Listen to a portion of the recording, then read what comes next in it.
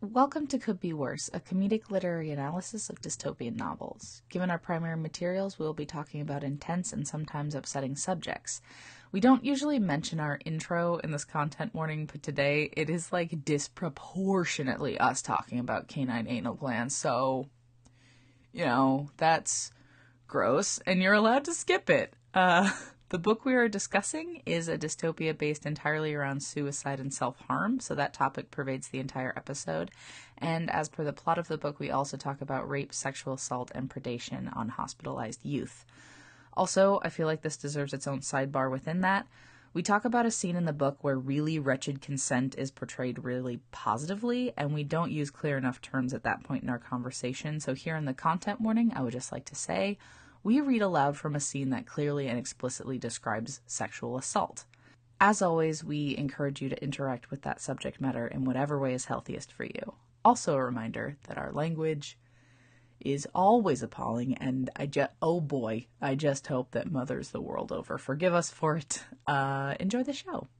Sky smoky overhead, all your friends are dead, and your government heads despise you.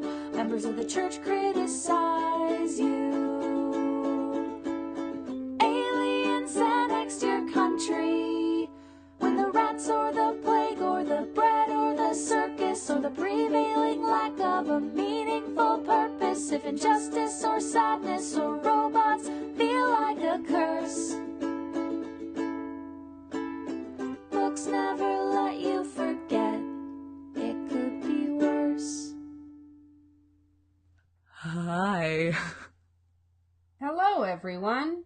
How's it going, friends? Compatriots. I might turn my gain down. Friends, listeners, everyone who might give a shit. Oh boy, where is the game? So everything's going wrong. Everything's going wrong. Found out that the Zoom recorder I've been using to record this podcast a little bit busted. In a really awkward situation that I'm probably not going to talk about on the podcast, but rest assured, it's a weird one. So Bridget has had to weather my ineptitude, because also the last episode is late because I'm learning how to use Audacity instead of GarageBand, and guys, I'm falling apart at the seams. Bridget, how are you? I'm good. As someone who used to teach people how to use Audacity to edit programs, it's a beast. It's a beast and a bitch. Yeah, it's a little bit of an asshole. Yeah, especially because you have to download Audacity, and then you have to download the layman coder, but they don't tell you that. You kind of have to find that out on your own. Yeah. If you want to export basically anything. Yeah, which is yeah. fun. Yeah, it's so great. But it's a free program, and that's what matters. Mm-hmm. It doesn't cost no money. Love that. I can't it's afford a little Pro rough. Tools. I can't afford Audition. I can't afford, anything. But I can afford Audacity, because it's free. It's a little frustrating on my end, because, I have learned recently that GarageBand apparently is not as clean a sound as Audacity, is what I've read. And so I'm just trying, I'm just trying. I'm like your dad. I'm doing my best. And like some dads, maybe not quite good there, but I'm gonna be at your baseball games, I'm gonna take your picture before the prom, and can you just love me a little bit? I might not get there until the bottom of the fourth inning, but I showed up, and that's what matters, kid. Am I Robin Williams in Hook? Yes, but in the 90s, when you watched that as a kid, did you a little bit by the end of the movie think he was the best dad? Yeah, you did. So maybe I'm the best dad at the end of the movie. Just right now, you need this from me to see my growth later on. I'm your dad. I love you. I'm your dad now. If you have a less than stellar father, guess what? Caitlin will be your dad now. Hi, introduce me to your mom, my new wife. Oh, I'm so excited to meet my wife. She's beautiful. It's great as the older she gets, the more beautiful she is to me. That's what's so great about my wife. Your mom. Yeah, your Caitlin's mother. wife. Your blessed mother, my wife. So, we've hung out in person since the last podcast, which is great. Hung out a bunch because the last one that'll have come out will be our Shades of Grey podcast. So we hung out for our winter special, the Snowpiercer episode, which is we very recorded fun.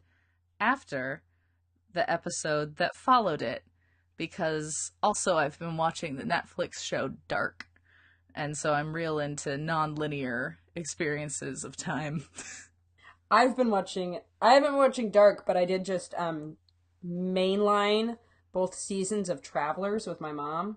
What's that about? Is that about time travelers? It is about time travelers. I thought it was about nomadic Irish folk was a potential there. Yeah, it was but they basically travel back. They're from the future, and they send their consciousness back into bodies that are about to die. Uh-huh. And they have to change the future so that not all of humanity is wiped out. So they have to help avert, like, super destructive events where, like, millions of people are killed. Cool. It's very sort of good. A retroactive pretender situation. Yeah, that's right. I'm calling upon people to remember the TV show Pretender.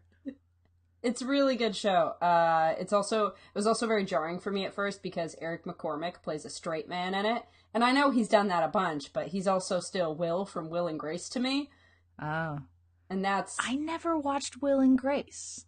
I have not watched the new season because I don't want to. Fair. But I don't want to watch the new season where it's like, hey, remember all that progress they made and how they grew up and how beautiful that was? Guess what? Not anymore. They're back in their old habits. Also, Twitter exists now. Yeah. What?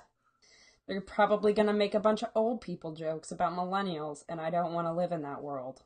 Congrats to those that do. Also, I got a dog. You got a dog! I got a good little dog who is currently acting a little bit more like a bird than a dog. Because he just hangs out in his kennel. So, like, he's like, I live in one corner of the living room. He's very anxious, is my dog, is I guess what I'm trying to say. My dog is not anxious. I have taken him 2 places in the last 2 days, where he gets to, well, one of the places, I took him to get groomed today, and she knew exactly who the groomer knew exactly who he was, and she was like, Sam! She was like, he's such a good boy, we love him here, and I'm like, glad someone does. My dog's an asshole for our dear listeners. Are dog groomers liars, or are dogs different when they get groomed? Because my last dog, a very particular corgi,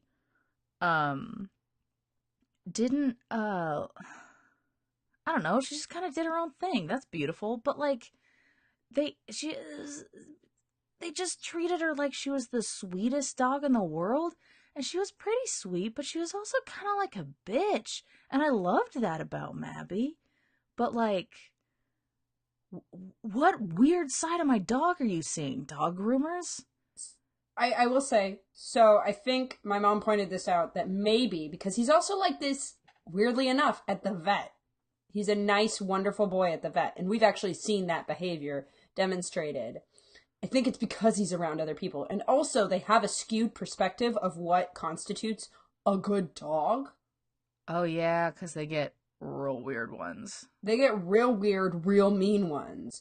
So a dog that's just kind of gonna bark a little, but is, like, really excited to be there and is, like, fine with being brushed and touched and washed is, like, a refreshing delight. So I took him to the vet the day before last. And is this a dog story you told me that you wanted to tell me but wouldn't tell me until we were recording it for other people? Yes. Cool. Go on. So we took Sam to the vet because at some point down the line, someone expressed his anal glands and didn't tell us. And now he can't. So I found this out is that, like, dogs won't do it. Dogs will just kind of do it naturally. But if they have it done for them by another person, They stopped doing it? They stopped doing it naturally. This is the weirdest thing I've ever learned about dogs. It's not an all the time thing. It's just sometimes that's like the effect. They're like, oh, someone else will do it for me. Why do this? Anal glands are disgusting. We found out that he needed to have them done by someone else because what'll happen is they'll get too full and they'll just go off, and they went off on the couch. Oh, boy. Yeah, nasty. Real fucking nasty. Turn that cushion right the fuck over. So he's on a strict timed thing where he has to go get his anal glands expressed every couple months. So he went to the vet. His left was medium full. His right was about to burst, full to bursting. Why would the Lord God put bombs in dogs' butts? Stink bombs. They're stink fluid bombs. It's the nastiest thing. Buttholes have a smell. You didn't need to add one. You didn't need to put, like, fucking Tide Pods of shit juice up there that are just ready to be popped. Ugh. Anyway. That was pretty visceral. Yeah. I had to sit with that one. Such a thin lining. Just so ready to go pop. Ugh. The first knowledge I ever had of anal glands on dogs was, my family used to listen to a lot of James Herriot books on tape during car rides. And, that's the most Obum family thing I've ever heard, by the way. Continue. Yeah, no, it's extremely of a brand, that we are, straight something on.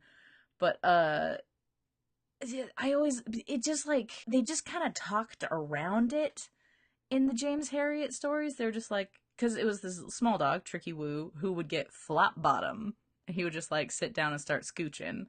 But, like, the lady was lovably British and didn't want to say he's putting his ass on the ground because his butt's too full. So she would call it flop bottom, which means that the whole subject was kind of obfuscated.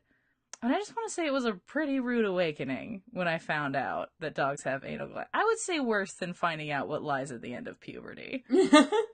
Was finding out that there's like a terrible trick inside dogs' butts. And it's like, anyway, same as, so he gets his next one free because apparently you can have punch cards for butts. Dog butts? He has a punch card for what is essentially dog fisting. Oh, is it fisting? I mean, I would say, okay, if we're gonna, Bridget, you gotta put at least two fingers up there. It's a 2-finger jump. That is fingering. That is not it's fisting. A finger. Okay. I don't like that we're talking about this. I don't like it, but I'm gonna stand up and say it's not fisting. He has a punch card. I know, but a punch card for finger banging, for a butthole fingering, just doesn't sound as explosive. Here's what I'm sitting in. I wanted to hopefully not butt juice. Nope, not butt juice. Okay, so I wanted you to pull it back from fisting. You've gone to finger banging. I must now, unfortunately, and may the Lord forgive me, Google whether or not dogs have a prostate. No, I'm just gonna push it on up and say we should just call it finger blasting because of the explosive trend we've already established in this topic. And then, Bridget, I swear to God, we can never talk about this again. Well Thank done. you. Finger blasting was an inspired choice. I am truly my generation's orator. Washington's poet laureate. Teach Caitlin them how Obama. to say goodbye. Finger blast your dog. No, don't do it. Don't. Oh, God. I just want Let a professional do it. If it has to be done. God damn it. You know what? You know what fucking sucks? Now I'm just gonna be sitting here for the rest of the podcast, and I don't want to talk about this. This isn't, like, musties, but, like, we're gonna be talking about this dumb book. It was fine it's fine. It's aggressively fine. But, like, the thing that's in the back of my head that I don't want to know, but I'm gonna be wondering, is do dogs like it? And we can just move straight on from there and not wonder about it. But it's just, you know that it's there. It's sitting inside me. The Inquisition. I mean, it's probably, like, similar to, like, pimple popping. No, let's talk about the book. Okay, this week, we're gonna go straight into the summary from this, but this week we talked about The Program by Suzanne Young. Here's what that's about. Quick joke. Nothing. Tell me I'm wrong. The Program by Suzanne Young follows Sloane, a young girl growing up in a world where teenage suicide is an international epidemic. To slow the loss of young life, Sloane School District is a test region for a regimented treatment known as the Program. Teens are required to fill out daily mental health surveys and attend compulsory therapy sessions in an attempt to head off plummeting psychological well-being. If a youth is seen to be exhibiting signs of depression, or seemingly any heightened or dedicated state of emotion or passion, as profound romantic relationships are considered a risk factor, they are put into the Program, taken from their lives and forced into meds and therapy that erase their memories and, seemingly, personalities. Sloane, still reeling from her brother's suicide 2 years previously and her best friend's more recent abduction into the Program, spends her days wholly preoccupied with trying to suppress her emotions to try and evade detection by the Program and hold on to her memories and identity. Her one source of comfort is her boyfriend, James, the best friend of her late brother. But when their last close friend commits suicide so as to avoid being taken by the Program, James loses his ability to cope and is also taken. It's only a matter of time before Sloane finds herself being manhandled off to a psychiatric facility. Once there, Sloane contends with the slow theft of her most precious memories by the staff and a Program handler who has been obsessed with her for weeks before she was taken. This handler, Roger, uses his position of authority to force girls in the Program to perform sex acts to have the chance to retain some of their memories. Sloane's closest friend in the Program, Michael Realm, attacks Roger when he finds out, and Lacey, another girl, confides in Sloane that she has also been assaulted by Roger. Realm expresses to Sloane that he has feelings for her, which Sloane does not reciprocate, though she seeks him out for friendship and comfort. Eventually it comes out that Realm is covertly working for the Program, getting Sloane to confide secrets and memories she wouldn't tell her therapist. He arranges for them to talk after she leaves. Once outside, Sloane's parents and handlers express concern that she almost immediately starts unknowingly associating with her old best friend and once again speaking to James, neither of whom she remembers. Her handler, Kevin, however, is still in touch with Realm, and through her friendship with him, Sloane and James, who are slowly uncovering information about their previous lives, find assistance in escaping their parents, the Program, and their lives. The book ends with their escape from authorities and seeming induction into a larger resistance against the Program.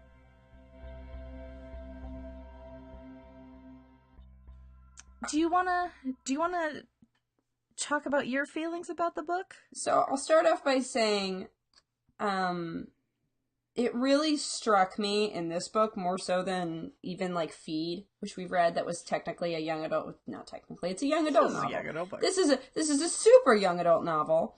Is the way. So I have a physical copy, because I like to dog ear and highlight. Hey Bridget, same. That's right. I remember seeing it on your staircase. I don't know if you noticed this, but the margins and the spacing are extremely big. Yeah, and the type is huge. Like, I'm an old person reading a large print novel. Here's the thing. I felt like an asshole because I was like, I'd left it to the last second, and I read it really, really fast because I was like, oh shit, I didn't do the thing again. And when you look at the size of it, you're like, I don't know if I can do this. Like, I'm a fast reader, but come on. But then you start reading it and you're like, I'm a third of the way done and it's been an hour tops. Like, and I did other stuff. I looked at Twitter while reading the book. Like, it's cheating. It's cheating. It's cheating. Yeah, no, it absolutely is. I find that trend to be happening a lot and I think we'll see this going forward as we read more of these, hot, fresh, young, new dystopian novels in the young adult section, is that they're cheating with their formatting. They're trying to look big so that kids can read them for class. Because there's a page minimum. That's stupid. Yeah. Like, Number the Stars is so few pages and was for a long time the only reference I had for the Israel-Palestinian conflict. Like, I was gonna mention, when you mentioned Name of the Stars, Elie Wiesel's Night is like super short. Yeah, but it's like dense. the dumb little play that you did in middle school is like the same width as that book. Obviously different import in terms of content. Yeah. But like it doesn't have why are you trying to hit a page minimum? It don't make sense. Kids love a fast read. Just accept who and what you are. We haven't talked anything about the content, which I feel... so the content. I mean, it just is what it is. It feels very formulaic. I had problems with it and how it deals with depression. Yeah. Can I speak to that real quick? Yeah. So I'm gonna preface it with what I liked about it. Okay. Because, I've previously, like, mostly had fun on the podcast when we're ripping a thing. I think that tends to be, like, easy, but I would like to say some nice things about the book, because I think that there are good things about it. I thought that, the teens were fairly well-rounded and not all the same character, which a lot of teen books tend to do. Like, Feed, I love it to death. You could exchange almost all of the characters for each other. Oh, yeah. Which was maybe part of the thing it was trying to get across, was homogenization of culture. But, people are different. It's fine. Let people be different in your book. And the program did that really well. I thought that, like, with the memory issues, that it used the sort of, like, it was almost like a pseudo time loop narrative mechanic. Yeah. When everyone met each other again, and the way that their second meetings and, like, a second round of their individual dynamics mirrored each other and repeated each other in, like, really, really specific ways. That was really fun as a reader. And I imagine it would be even more fun as a teen.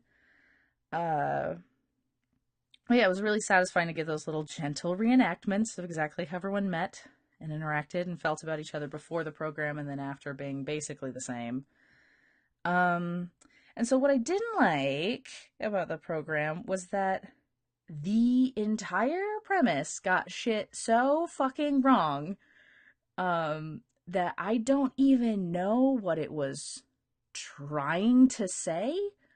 Because it seemed like it was trying to be like, hey, if you don't let people talk about mental illness and do things that are healthy surrounding their mental illness, it will make it worse.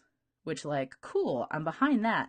But the way that it did that was by, like, making the fear and stigma around having mental illness come from therapists and loved ones and, like, concrete treatment, instead of from the social sphere. So, like, the stigma was that, like, anyone involved in treating mental health is bad. And also you kind of just can't talk to it. Like, you can't talk to anybody about it because they might rat you out. Yeah, and, like, you can, like, it seemed like it was saying, like, you can only rely on one person. And they sort of brought up that the two main characters... Sorry, I read this so fast that I have to actually check and see what the main characters' names were. But, James like, and Sloane. Yeah, James and Sloane, they actually, like, the grown-ups do say, like, hey, so codependence, talk about it, because you're experiencing it. And that's true, but the bad guys are saying it, and the way that the world works, that's literally their only outlet, so they've been forced into it. And so I don't even know what the moral is supposed to be of this dystopia. Because, like, why the fuck would people discourage kids from talking about stuff? You know what I mean? Like, they have to know they're disincentivizing communicating about mental health. Yeah, by being like, if you communicate what is going on in your head and what's wrong, you'll be sent to this place where you will have pieces of your memory removed in order to make you better, and you'll be better, but you won't remember anything. Yeah. And it's like, cool.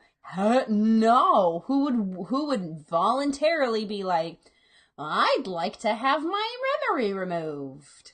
And also, like, everyone, I don't know, like, another thing about the way that, like, the book itself, because so there's, like, the way the people in the book deal with stuff and the way that the book itself deals with stuff. The way the book itself deals with shit is, like, pretty strongly against guidelines for how to deal with the topic of suicide in a non-triggery way. You know what I mean? Like, Yeah. I remember, I haven't watched the program, so I can't really speak to it very strongly, but, like, the Netflix show that came out, 13 Reasons Why, caught a lot of flack because in the first season, they actually showed a scene where the main character who has committed suicide commits suicide, and, like, depicting, like, graphically depicting and showing suicide is, like, genuinely dangerous for people at risk. Yeah. And there were so many on the page suicides in the book, like, describing different way, like, oh, maybe jump off. Like, I don't want to talk about them even. A lot of people use quick death, which kind of gave me, like, the way it's described, I'm like, I just thought of, like, the stuff from Heathers. Oh, yeah. Ugh, boy. Yeah, I just imagine that someone just basically said, man, if we, some dynamic go-getters, when they saw the suicide epidemic, they were like, what if we repackaged dish detergent or laundry detergent or whatever it is? Either one's gonna, or like Drano. What if we repackaged Drano? Yeah. Is this? And that's their business. And it's like, cool, terrible. It just, none of it makes sense. And if you're trying to build to something, maybe seed it throughout the book in a way that's, like, you can tell maybe that's what you're trying to do. Like, I'm inventing the thought that maybe she's trying to do a longer metaphor, because I can't imagine that, like, this is it in terms of what she wanted to say. Yeah. It's okay, so there's a sequel, which we did not read. Yeah, there's a whole series. There's a whole series that take place within the universe. So this is followed up by The Treatment, and then there's The Remedy and The Epidemic are pair books, and then there's something called The Adjustment, and then I think there's going to be a book after that. All within this weird suicide-averse that she's come up with. I just... Which, it feels like it could do a really interesting thing, because the way it's described seems so sudden, where it's like all of a sudden everybody's committing suicide, like, all at once, and they're trying to figure out, like, what's wrong with it. And the reason that they give is, like, really disgusting, is, like, what everyone believes it is. Yeah. Let me pull that up real quick. Hang on. The leading view says that the oversupply of antidepressants changed the chemical makeup of our generation, making us more susceptible to depression. So, fuck that noise so hard. I hate it. That, like, your parents took so many antidepressants that now everyone's chemical, but not everybody takes antidepressants. Yeah, and also, like, and if this is going to take that place that far in the future, she really did not lean into the futuristic technology. This feels like it could take place today, and that it really did come out of left field, and that's what's really annoying. And the other thing is, like, if you're going to have a sci-fi novel, make a fucking sci-fi novel.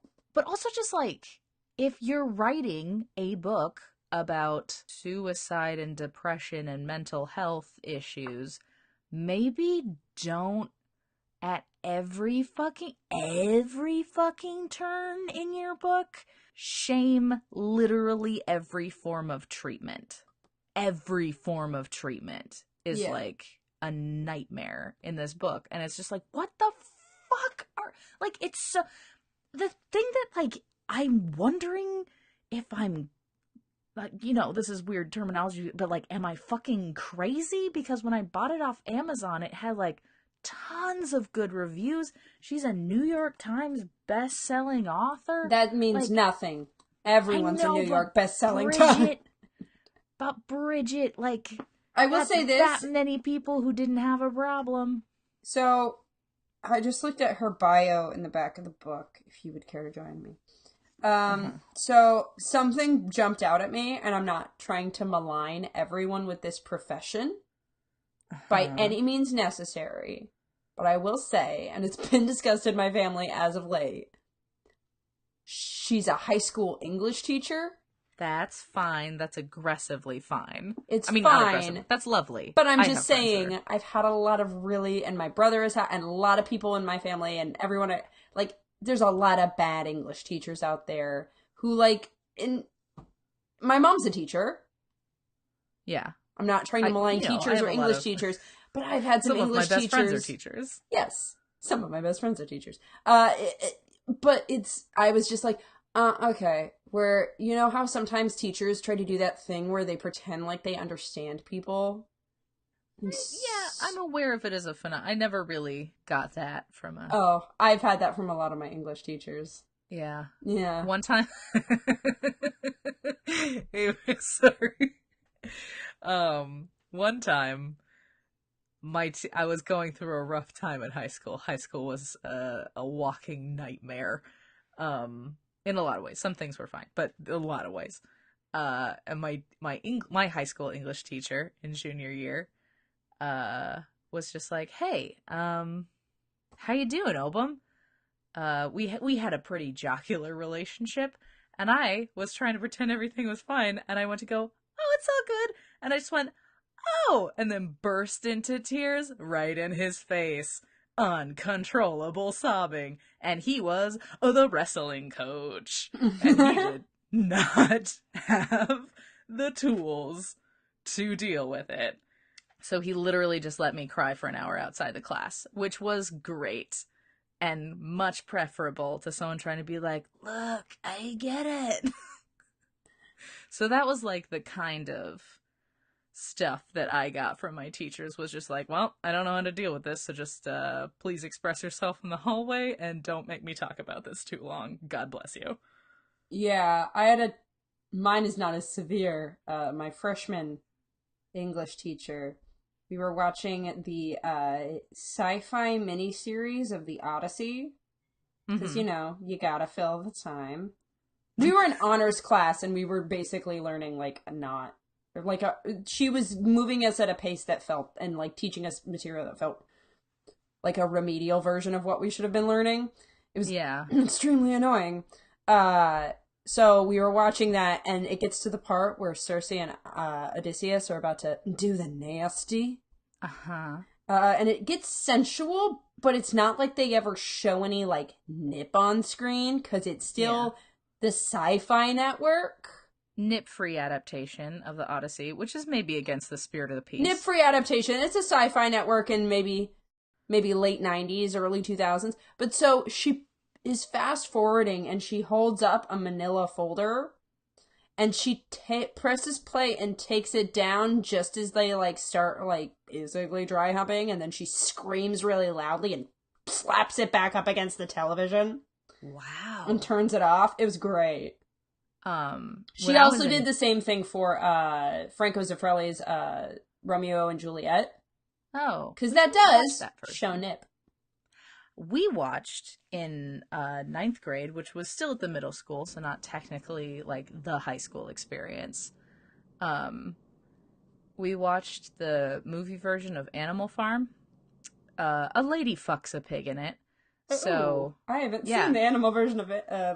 Movie version of Animal Farm. I've read the book. I've seen the play. Yeah, it's not in the book. It's taken a weird turn in the film. And I don't know what, like, I watched Black Mirror and was like, well, I've seen this before. Only gender swap, like, you know. You think you're doing something new, Black Mirror? You ain't shit.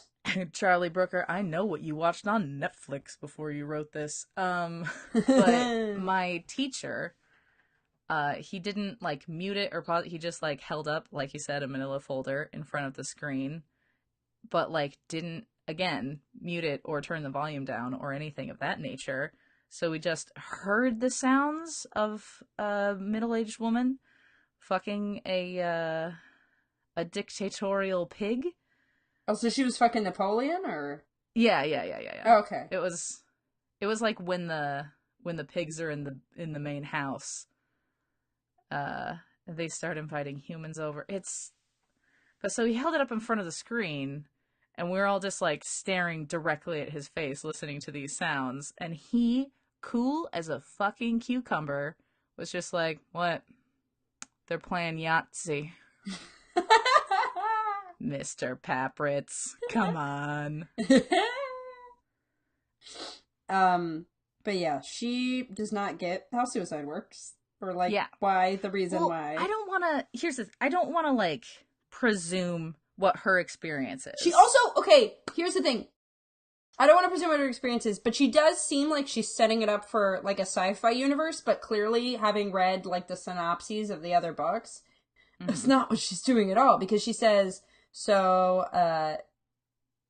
strangely enough, the rate of incidents among adults stayed about the same, adding to the mystery, which makes it sound like it's some sort of, like, government thing. Like, that would be more believable than... I don't know if that's what I took from it. Chemical makeup. Because it just seems like, okay, well then why aren't adults doing it? Yeah, but, I mean, there are things that are, like, more commonly childhood illnesses than... And, you know, at the end of the book, it does sort of hint that it might be spreading to adults. Yeah. You know, it might be some sort of, like... What she might be going for is, like, a strange, mimetic... outbreak of some kind. Yeah.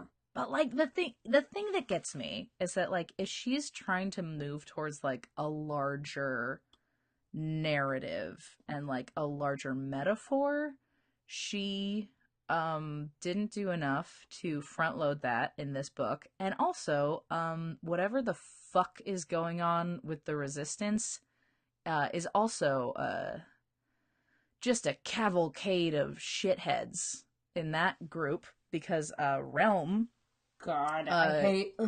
I wish we could not just call him Michael. yeah, but he's not supposed to be canoodling with this teen. I think he might also still be a teen. Is he still a teen, or is he 20? I think he's supposed to be 19. Okay, still weird. Or, no, he's a teen. No, he's a manipulative. teen. He's a teen. He's a teen, because it stops when they're 18, apparently. I reiterate. That's the other thing. I reiterate, still weird and fucked up and manipulative. Absolutely. And then there's the actual I'm not even going to say actual, because I still think that Michael Rome is like a sexual predator in the way that he handles Sloane and his attraction to her. But fucking Roger? Ugh. Like, Yeah. is the worst. And, like, there are so many points at which, like, there should be some kind of check against somebody doing something like that if you have this kind of, like, creepy, predatorial program in the first place. You need to have some sort of way to keep people who enjoy having that power over people away from the minors. Like you And, do like, in any mental hospital. any fucking thing where you're dealing with minors, maybe have some goddamn eyes on, weird dystopian government. But, like, also... Minors who you are putting in a fragile mental state. So it's basically a hospital. Yeah. And I feel like it almost felt like there's always that trope in shows where there's always that orderly who has too much power, and it gets, like, sexualized power usually, and, like, somebody's gotta stop him. And it's such a trope in TV shows and in media, and I feel like this, and it's like, okay, I know you want to do that, but, like, if the program is supposed to be, like, this really great thing, and they're holding all these super strong, like checks, you think they would do something about that. You think they would know about that, but it feels, like, so haphazard for something that's been around for, 3 years, I think they said? Yeah, also just, like, it's just the single most unprofessional, like, no current guidelines were looked at in, like, what would be plausible as a basis for this whole fucking program in the first place. But also, like, you're not even gonna have any sort of disciplinary thing beyond, like, the other guy who got reprimanded for inappropriate behavior with one of the patients just decking a guy.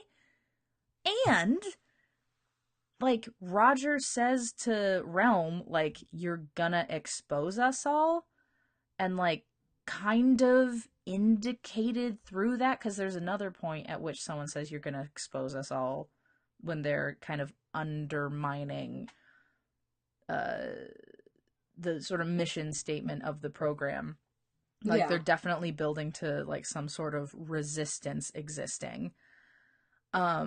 Like, I felt like it was implied that Roger was part of the resistance. Yeah, it is. It is. And It so it's super just is. like, okay, on the one hand, you have this dystopian government who's literally doing everything wrong if they want to encourage good mental health. Like, every bit of known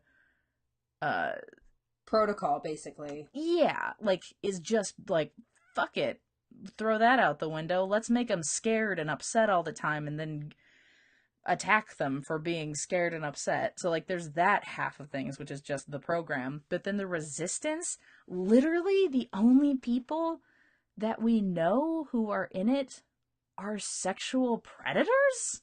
And Kevin. And Kevin, but, like, Kevin's helping Realm. Like, fucking Yeah. Kevin. Kevin is complicit. Kevin's playing both sides, you know? Kevin, just take a stand, Kevin. What do you think you're doing? You think your mom is proud of you, Kev? Nah. Once again, I cannot express to you enough how much I hate the fact that he's like, call me Realm, by the way. Yeah, no. This kid would have had the world's most annoying AOL Instant Messenger away messages. I hate how everyone in the hospital is like, Realm, we're so glad to see you. You're so cool. Like, Realm, my man. He's a plant, you idiots. Let's play bullshit. The edgiest game some teens could play. I know, it's so dumb. The thing that gets me is, like, I hadn't looked at Suzanne Young's, like, author bio until I finished reading the book. I mean, until you brought it up just now. Let's be really real about that. She's very young. She's either that or she's just one of those people who's like, I don't age, I'm so pretty. Which, you know, more power to you, Suzanne Young. Oh, I'm looking at her picture. It's gonna hit her hard. Hey, whoa, Bridget. She can tell. How do you, what? I just looked it up on, she's tanning. Good for you. I'm not gonna sit in judgment of Suzanne Young. She's a very pretty She is. lady. Pretty lady Suzanne Young, who has written a bunch of books that I probably am not gonna read, but more power to her for writing them. Like, you're too young to be this cheesy. You know what I mean? Yeah. Like, she got all the characterizations right and all the, like, signifiers wrong. Like, nobody's, like, a classic cool. Also, I'm gonna look this up because there's an extremely fucking funny line. I want to know how old she is. You look that up while it won't tell me.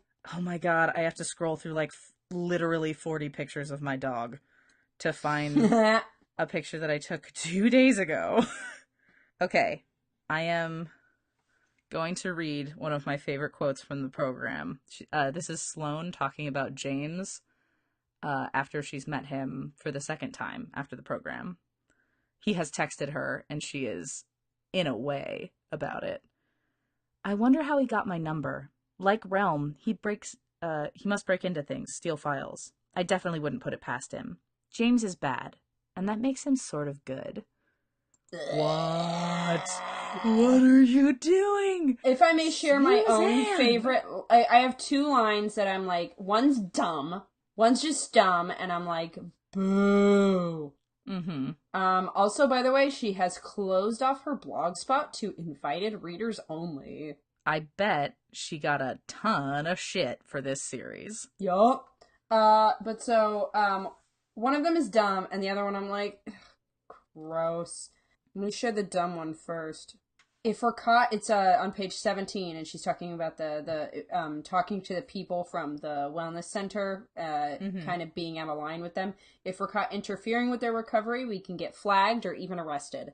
And none of us wants to be sent away to become comfortably numb. Look, Sloane is a big Pink Floyd fan. It just is so forced. It's so forced. And then the other thing is, basically, I'm tired of, I don't want to hear about, like, I liked when young adult novels kind of obfuscated, like, they kind of did the fade, they did a better job of fading to black in other young adult novels of, like, when they fucked. Yeah. In this one, can I like, say, though? what, yes? Mad respect that they fucked. Oh, yeah, no, fine, but, I don't... And, like, it was just fun. They were just like, yeah, this is, like, great.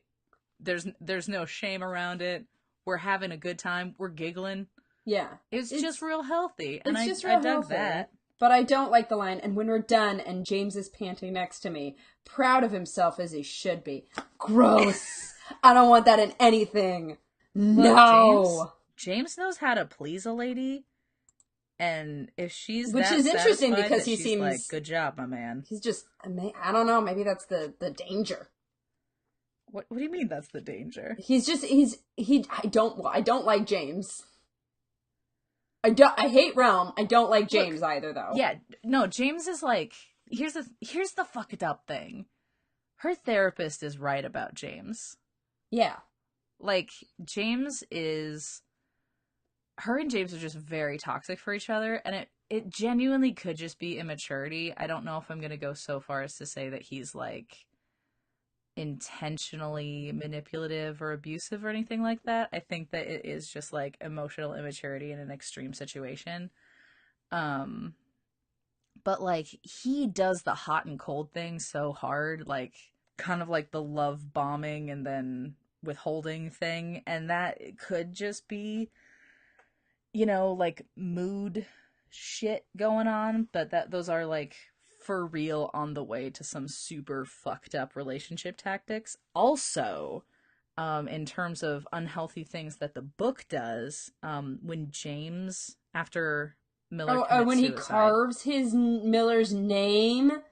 Well, that as well, again, don't depict directly suicide or self-harm in a book directed towards teens, because teens who are experiencing that might be like, oh, this book that maybe I can identify with and, get some catharsis through reading.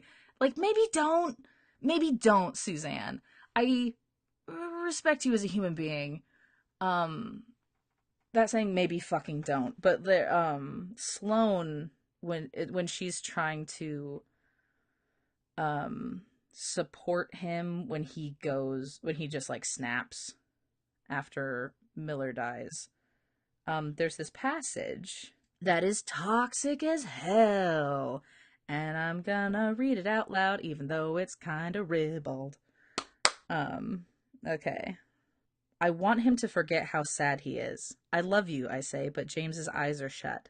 I lean down and kiss softly at his lips, nearly stopping when he doesn't respond. Then I kiss his neck, his chest. I undo his button as I kiss his stomach and the lower, and it isn't until I feel his hand in my hair and hear him murmur my name breathlessly that I know I have him back, even if only for a second. Hey, okay, so you are getting sexual with an unresponsive, mentally distressed partner. Not great. Not good. And also, the book is showing it work as a way of, like, pulling someone back from the brink of mental illness. Which is, no! Yeah, like, don't! Like, if you're gonna show it not working. Because that is implying to the sweet, impressionable teens that are reading this, hey, a blowy solves any problem.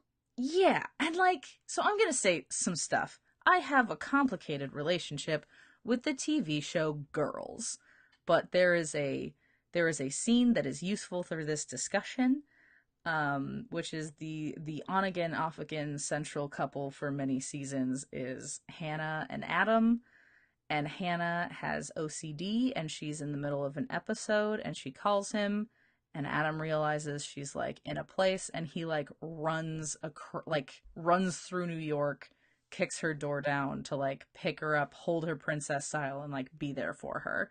And like it's kind of a lovely scene in a way, because like it's very obviously this like fantasy fulfillment of like someone can just swoop in and save you from your own head. And like people with mental illness should get to depict their fantasies from time to time. And also, because of the nature of TV, they're able to go forward and be like, yeah, that doesn't fix shit though. But this is just a scene of someone engaging in sex with someone who's like not super present and therefore able to give good consent, and then it being shown as like, oh yeah, that's totally a legitimate way to bring your partner back from a psychological brink. And it's like wicked irresponsible. And again, it doesn't work long term, but like don't like it does work as a stopgap to prevent him from committing suicide in the story. And so it's like, Suzanne, Madame Young, you are killing me with this shit. That was a lot of feelings that I just had, Bridget. I will say... Thank you for weathering them. So, I'm looking at my notes. One thing that annoyed me was how quickly the depression onsets.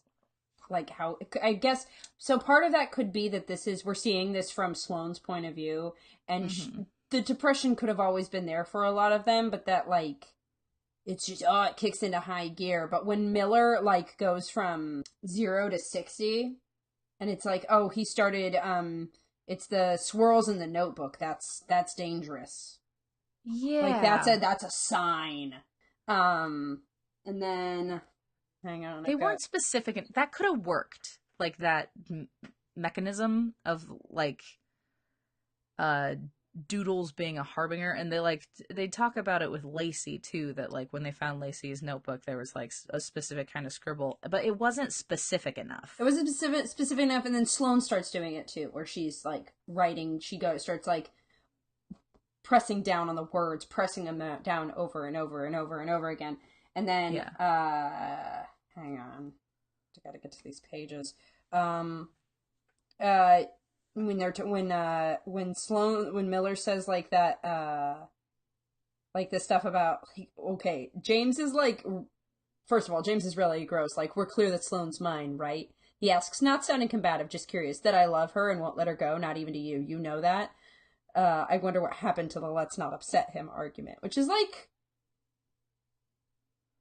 this is a really weird scene, and then it's like Miller says, maybe things change. And they say, he's just acting out. We've seen it before, how someone will piss off their friends or start sleeping around when depression takes hold. What? Here's the fucked up thing about, like, because everyone's depression manifests differently, but like that's how everyone's works, is they start acting out and start acting differently. You know what it almost reminded me of a little bit, and I thought about this while I was reading, not just in this moment. What is it called? There was a movie adaptation that had the guy from Teen Wolf in it. Dylan O'Brien was in the Maze Runner series. Yes. I read some of that series. I did not finish it. Watch the movie. But there was they did like a trilogy, and then they did a prequel, and my good friend Bailey, you know Bailey, she did not describe exactly the way the series worked, so she had me read the prequel before the main trilogy, which was very strange. But it's just extremely violent. We actually, it would be interesting as a book to read on here, but it's like a aggression plague, kind of. And like some people snap and just kind of go like whimsically Luna Lovegood loopy. And some people just become like 28 Days Later rage monsters. Great movie. Oh, love it. But yeah, it kind of reminded me of like a light cottage cheese version of the Maze Runner plague. Which, given the genre, it's not surprising. Yeah, but like my main problem with that whole situation is that they're just like they're both talking about Sloane and Sloane is thinking about the situation like she is like just James' most treasured object that he owns. Yeah. And like I could see some teen boys getting aggressive with each other about like, hey, I don't really have an evolved way of thinking about this, but go leave my girl alone.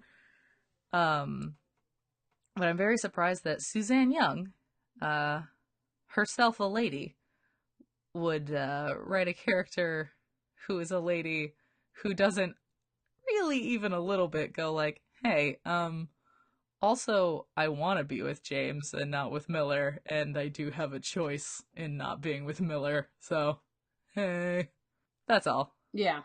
And then it immediately goes to them. It just feels like that part feels. I mean, this is not a long book, as we've discussed, but it feels very rushed. Is Miller's descent? Yeah, I mean, I think that there's a little part of it that's supposed to be like you see Sloane's internal struggle to not let her emotions overwhelm her like 24/7. And so you're kind of I don't think it's a huge leap to sort of transmute that onto another character into like most of the other characters going through this situation. The problem that I have is that Sloane's entire internal struggle, it like it sort of seems like she's honestly like doing the best she can with her brother's suicide. I genuinely don't understand. Okay, let me phrase this a different way. So like everyone's suicidal ideation is centered around the stress caused by the program. And we never see someone's mental processes before the program got implemented. So Yeah. it's impossible reading the book to separate their sort of in extremis mental state from the fact that the program is happening. So it's hard to buy the plague totally because all you're seeing is the mental stress of the program. Yeah. That's their like main stressor. That's their main thing that's driving them to do the things that they do is the program. And it's like, cool, what were they doing before? Like, other than, like, despair. Yeah, but, and depression doesn't have to have a reason, but Yeah. if it's a plague and everyone is showing similar symptoms, it's hard when you're not shown those symptoms in kind of almost like a control group way. Like just in terms of world building, that was a huge thing that I don't know how like an editor wouldn't ask her about it, you know? Yeah. That's me. That's my experience.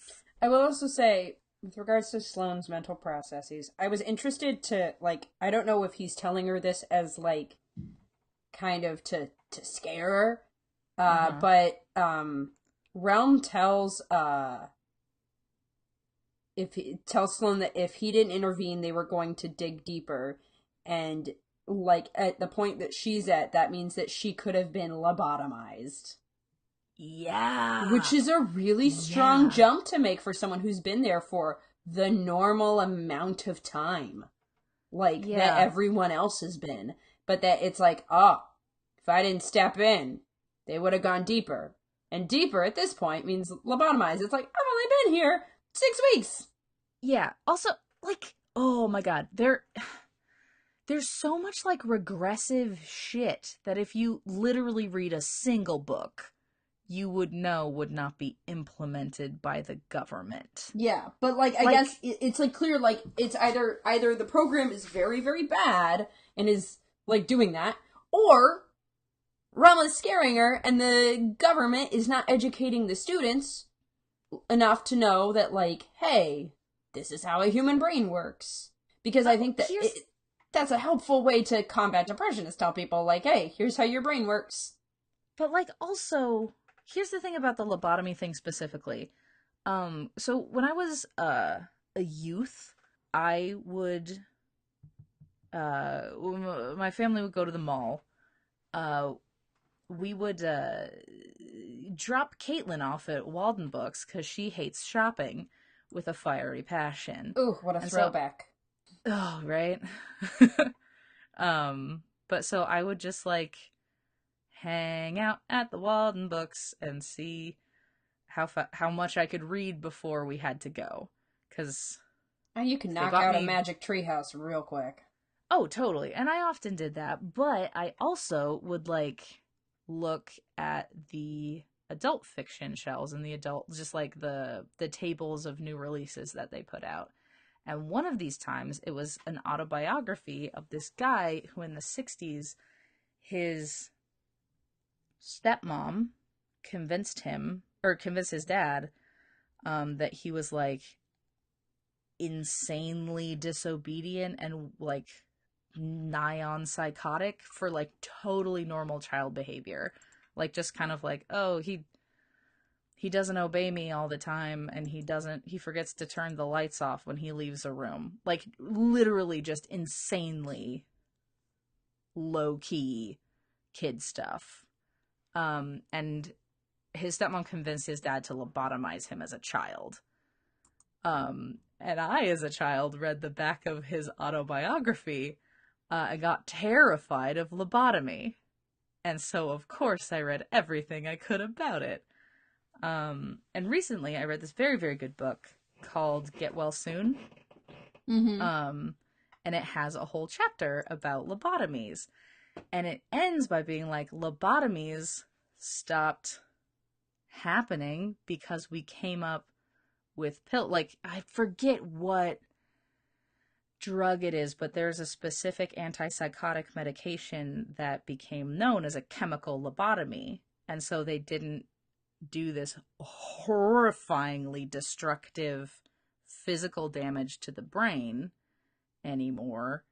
They would just be like, yeah, we'll just kind of give you this kind of chemical lobotomy that will wear off when your dosage wears off. And so, like, to be implementing lobotomies in the future when you have, like, pharmaceutical alternatives is insane. No one would make that leap. No one would do that. When you have drugs that can remove specific memories when people talk about them, oh, yeah. Why would you cut out a piece of their brain? I think, like, Realma's trying to scare her, but the fact that she doesn't know that that is a scare tactic he's using in order to bring her closer to him through education in a world where they're so focused on mental health and, like, neurological health is insane. I don't think he's lying. You don't? No, I don't. I think that the program, because the book, here's the thing. The book is so dumb that of course they do lobotomies in the program. You know? Yeah. You know what I mean? Like, because as adults, I feel like as adults, we know that Realma is, like, no good. But I feel like as a teen, you wouldn't know that. A lot of teens won't know that he's no good. Well, I don't know, because I feel like if I was reading that book as a teen, I would be like, Realm's a fuckhead. Like, I trust teens to get that. I don't know. I'll say I don't know if Teen Bridget would have gotten that. Teen Bridget was pretty fucking dumb. I mean, here's the thing. Teen Caitlin liked characters that were bad people. Teen Caitlin liked those characters knowing that they were trash bags. Like, there's this ill-disguised teen romance novel called Blood and Chocolate, where, like, at the end, the teen character ends up with, like, an adult, like, a 20-something-year-old man. Oh. And like, it's framed as like, oh, this is normal and natural, partly because they're werewolves. But like, Teen Caitlin was like, hell yeah, that is romantic as fuck. But also, like, fully consciously was like, that's like, that would be real, not okay, though. Like, for real in real life. Not good. And I just, also, Realm's just, like, not an interesting, I don't know if teens would be swayed enough by his personality to just like him on his own merits. I don't know. He's just awful. He no good. Do you have any further notes that you would like to go over before I hop into my segment? I will say, one thing I did want to talk about is it's in the beginning scene.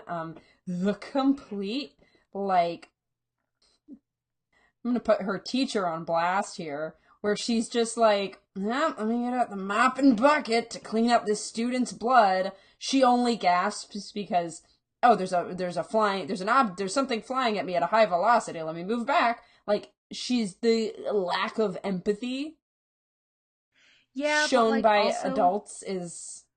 Also, have you seen like videos of like high school security officers tackling black teens? They don't get a lot of help. Yeah. I think that one was probably pretty true to life, honestly. It's just like, this is a thing that happens all the time now. Yeah. Oh, blood, better get out the mop and bucket. It was just very like, all right, that's where we're going, is just I think something everywhere. that they should have covered a little bit more is like, who runs the program? Yeah. Like, is this a like a drug company, or a private hospital, or a military thing, or a governmental, like, health and human service? Like, there's no, who the fuck is running this? How did they integrate with the school system? And there's only like one test school district in all of America, and it's in Washington, already by the way. being, I don't know if you yeah, got. I know. Yeah. Why It's is already being everyone rolled so out, horny and to like, put shit in Washington nowadays? people need to put shit in Eastern Washington, because Eastern Washington is ripe for this YA genre. It's terrifying, guys. Yeah. Wait, Eastern Washington? Certain parts of Eastern Washington. Yeah, there are good parts. I grew There are up good. Yeah, there are good for a parts of time. Eastern Washington. Yeah. Let's head into our segments. Hey, it could happen. Yeah. So tell me, what could happen? So I'm gonna do a little preface to this one. I kind of looked into how the memory erasing medication would work, like, how plausible it is. I can't say that I looked into how it would work. Because here's the thing. Speculation on this one feels hard because it's medicine, which I know nothing about the practice of. It's mental health care, which, like, a little bit of a case-by-case basis of what people respond to, a little bit. It also has a big stigma around it, so being, like, goofy and haphazard about it's just a little tricky with this particular episode's thing. So know that I am a medical dunce. I know literally nothing. And I'm out of my comfort zone, but let's do this thing. I mean, all I know is stuff from Sawbones and my late night deep dives on Wikipedia into the grossest medical topics. Yeah, like, I can tell you a lot about teratomas. Oh God, please don't. Let's not talk about teratomas. But like, I've watched weird medical shit, and I enjoy. Like, just the amount of Mary Roach that I have read is insane, just bananas amount. But it's not fun if it's not nasty. And this is just.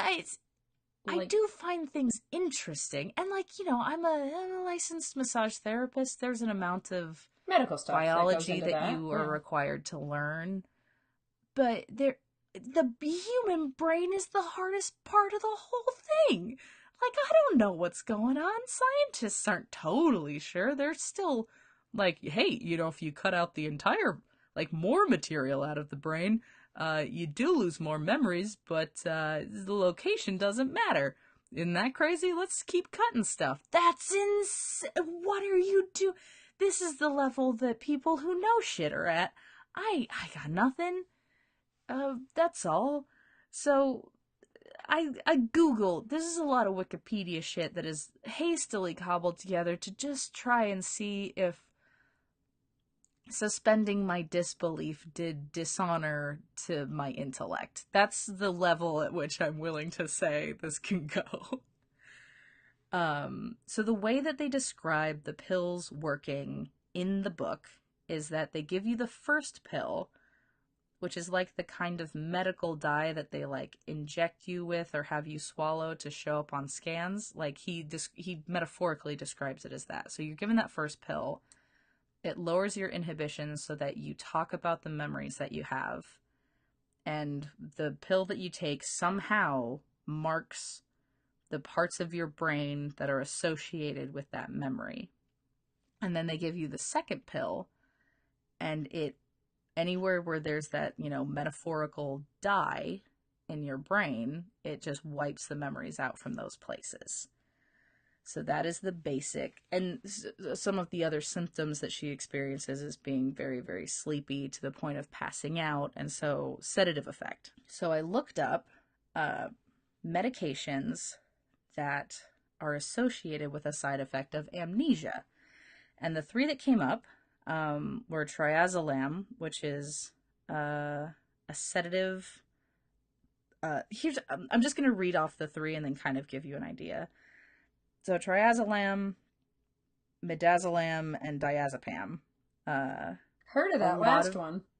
Yeah, well, diazepam is Valium, and it is commonly used for anxiety, high emotional states, things like that. Triazolam and midazolam are both all of them kind of have this word cloud of similar effects, which is like sedative, anesthesia, sedation, used for sleep disorders.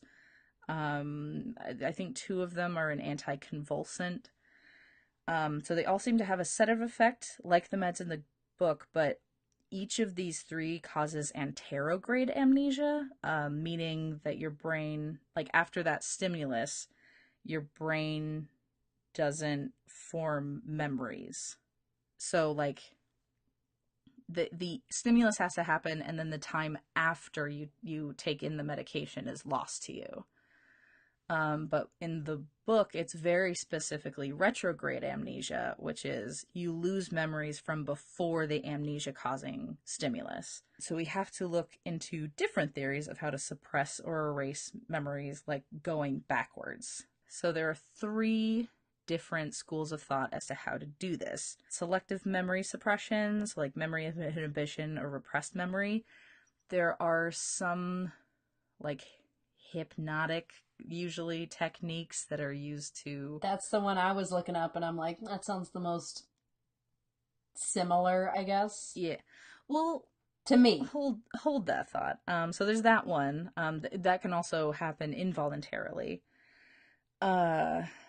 There is the school of thought where you disrupt the molecular processes of memory consolidation. So it's more about like retention. So certain specific molecular processes happen in the formation, consolidation, and reconsolidation of memory.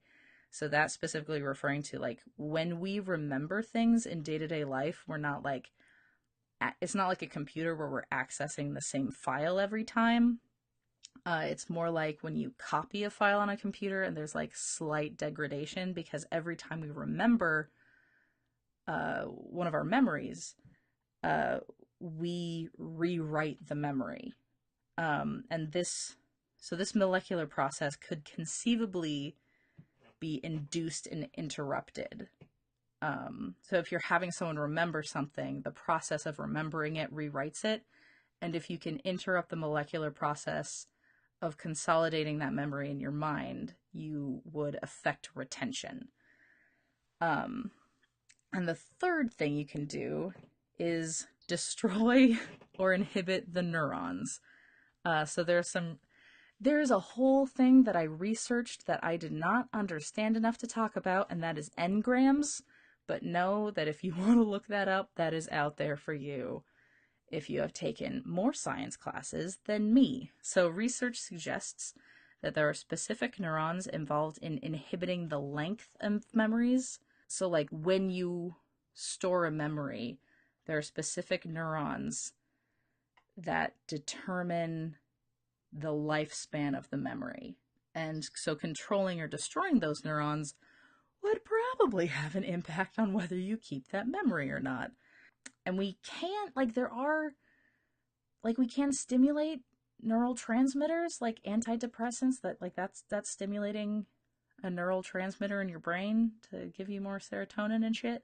So, if we could figure out specifically what neurons and kind of manipulate the chemical, maybe. And a final thing that is sort of piecing into my weird, jigsaw puzzle of whether or not it works. Legitimately, imagine me with a cork board and just so much yarn right now. The next thing I want to talk about is EMDR, which is eye movement desensitization and reprocessing. It's not a mainstream treatment, but it is a treatment for PTSD and processing trauma. So according to the EMDR website, EMDR facilitates the accessing and processing of traumatic memories and other adverse life experience to bring these to an adaptive resolution.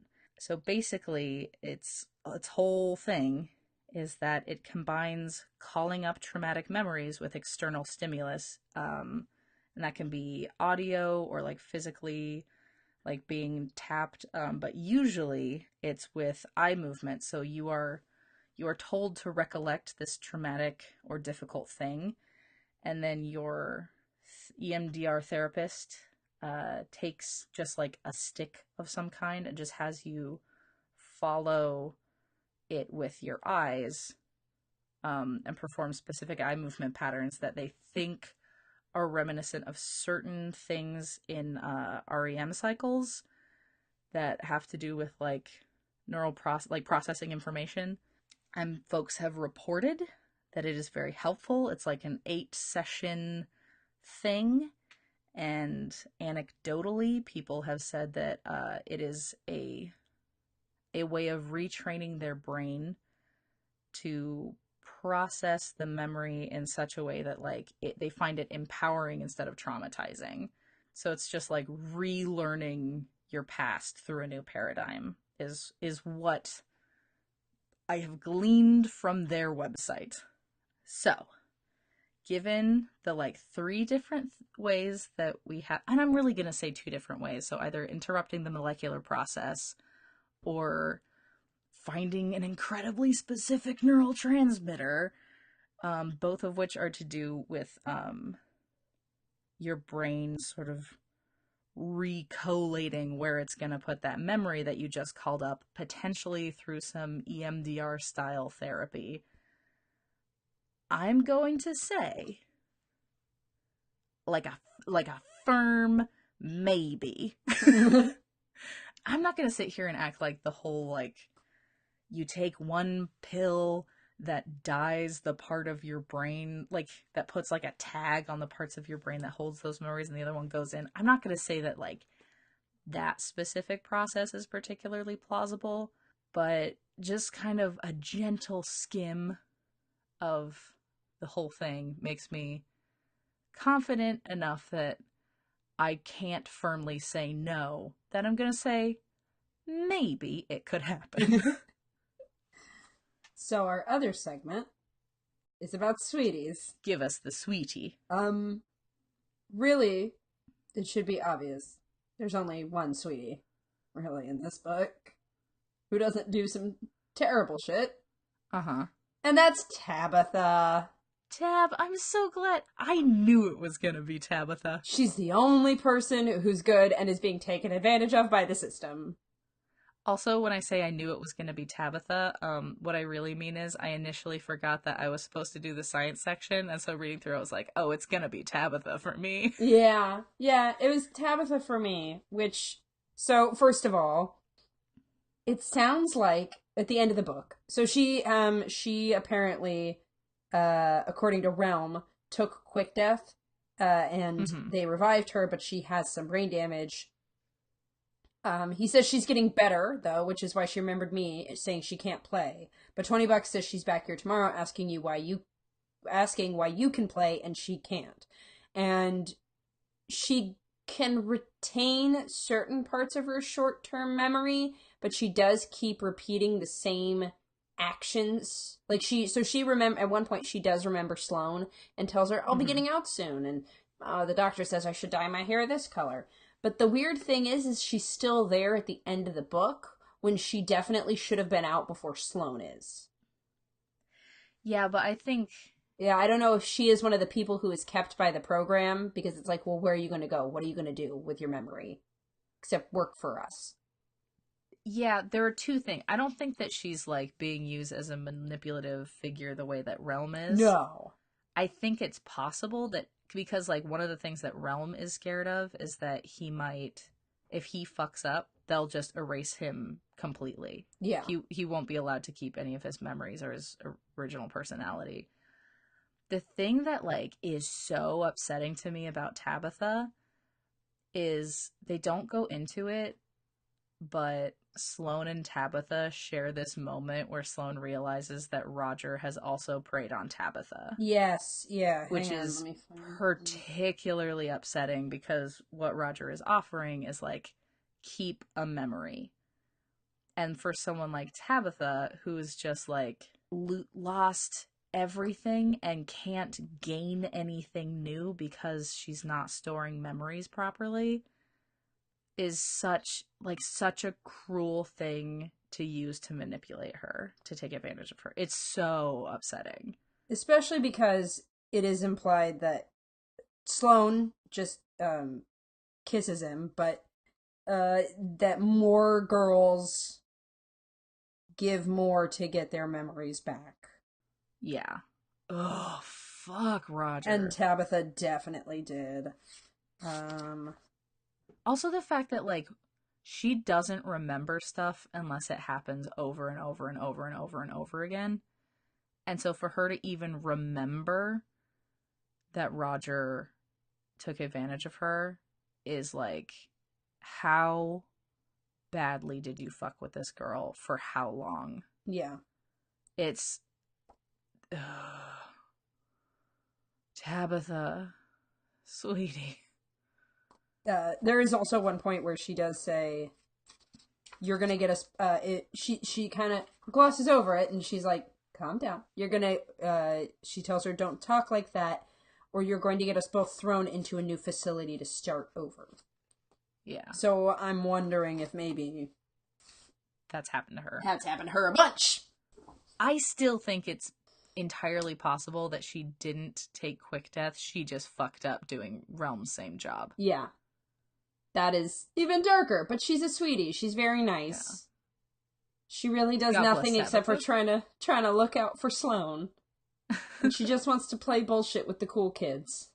But Realm pushes her Fucking away friends. intentionally all the time so that it'll make it seem like, but new girl, you're cool with us, which is gross. Yeah, Because that's the only way I could novel really ends see. on it.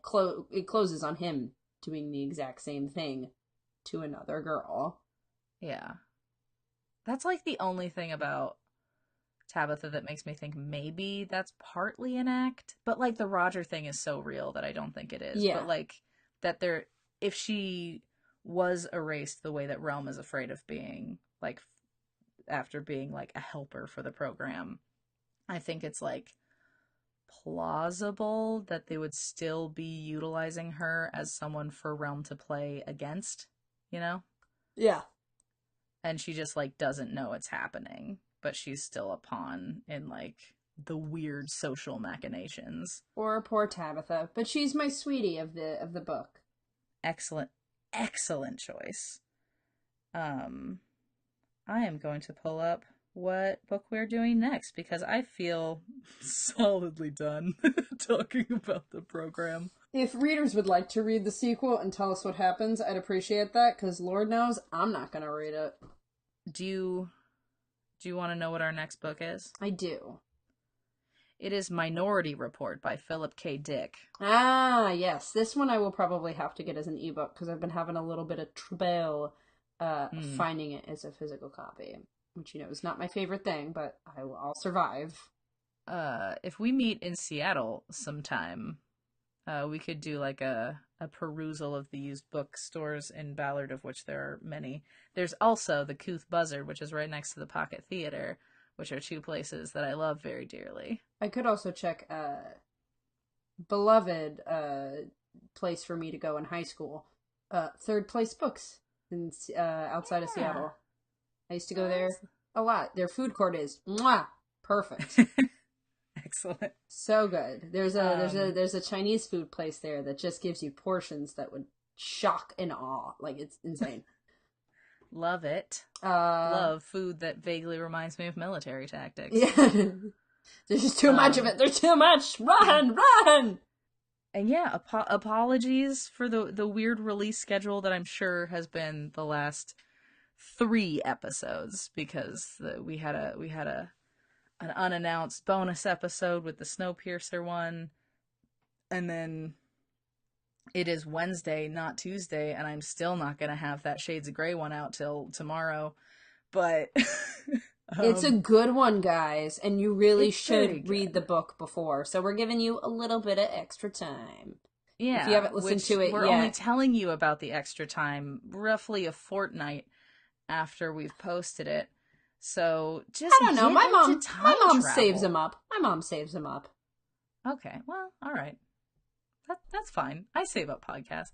We have got to cut on out of here. Yeah. So join us in 2 weeks, I promise, for Philip K. Dick's Minority Report. And what rhymes with "fuck the state" that we say? What's that fucking tagline? Oh God. Fuck the You're state. Great. You're great. Fuck the state. You did not believe that one. I was gonna say masturbate. Whoa. I mean, we're sex positive, but we're not gonna stick with any imperative sentences about your own interaction with your sexuality. There's an asterisk next to there, and then there's a footnote. Footnote 1. It's a footnote. It's not even an asterisk. It's a footnote, because we're classy like that. And it says, footnote 1, if you want to. Yeah. Masturbate, if that's your thing. But definitely fuck the state, whether it is your thing or not. Because, it's the theme of the podcast. Stop yelling at me. Okay. Bye. Goodbye. Bye. Thank you for listening to Could Be Worse. If you enjoyed the episode, please rate, review, and subscribe to our podcast on Stitcher, Google Play, or the iTunes Store, or just, wherever you get your podcasts. I'm not picky. You can check out our website at couldbeworsepod.com. Follow podcast on Twitter, Instagram, and Facebook with the handle @couldbeworsepod. And check out more from your humble and loving hosts on Twitter and Instagram at the handles @MagnesiumQueen for Bridget and @Caitlin Obum for me. Hi, I remain Caitlin Obum. Thank you so much for listening, and we will have another episode for you on Philip K. Dick's classic Minority Report in 2 weeks. It's gonna be so on time. Oh boy. See you then.